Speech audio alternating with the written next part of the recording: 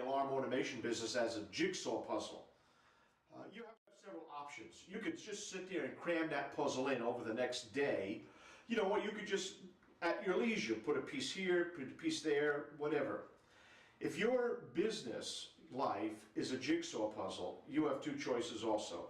You can go to schools and sit for 2, 3, 4 days and get so much information crammed into your head, you'll pass the test, they'll give you a certificate, and you'll go home, and if you retain 10% of what you got that weekend, that'll be a lot.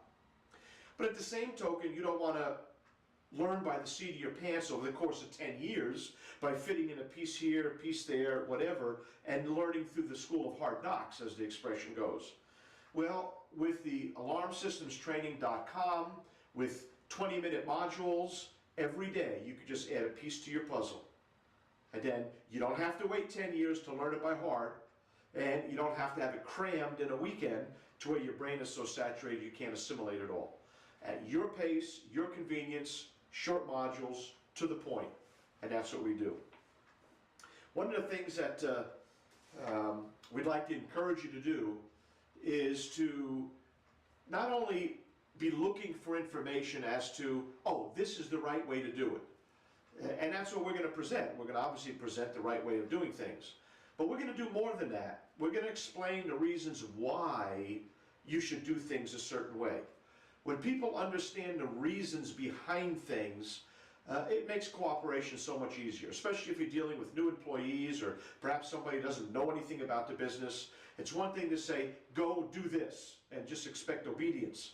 It's another thing to say, I'd like you to do it this way because this is what the ramifications will be. This is what the benefits will be. Give you an example. Part of our training is we go through noisemakers. So you got big, gigantic sirens. You got little, nice, little, cute little interior type noisemakers. The problem is, when it comes to noise, an awful lot of people use multiple sirens. Now the difference is, a siren has an electronic driver built in it. So all you're doing is providing voltage here. And depending on what leg you choose, you'll either get a yelp, yelp, yelp, or a steady tone, whatever the tones may be. But the electronics are in here, just providing with power. So what happens to your system when you have 2 or 3 sirens working, as opposed to using just one siren speaker driver module, and you could run 2, 3, 4, 5, 6 speakers off of one amplifier, one driver? Well, we explain how not only is it bad to use multiple sirens, but we explain why it is and why the right choice in using multiple noisemakers is a driver with speakers. So it's not just a matter of us standing here saying, well, you should never use more than one siren, always use a driver and speaker. We're going to explain to you and show you why. What happens to your power supply? What kind of power is consumed? What happens to your backup battery when the AC power is out and multiple sirens have to work versus one driver and multiple speakers? So we go into the whys and how comes. Batteries. They're our friend when the AC power goes out. But now think of the scenario. The AC power has been out now for several hours. The whole system's running on a battery. Maybe you even get an alarm event or a false alarm. Now you're really sucking power out of the battery.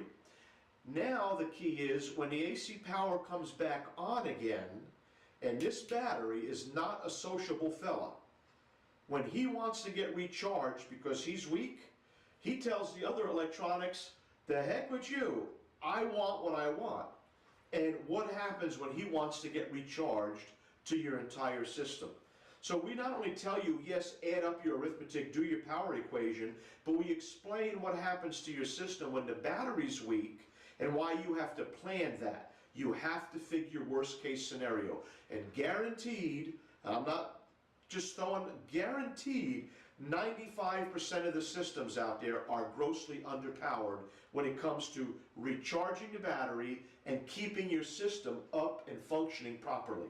We go through all those details so you understand why you have to do certain things right up front, or if you're doing a service call to solve a problem, you may have to add a power supply. Why that's necessary. And you may say, well, I don't want to spend money for an extra power supply. Listen to the module, learn why it's important, because we're going to explain the whys and the wherefore.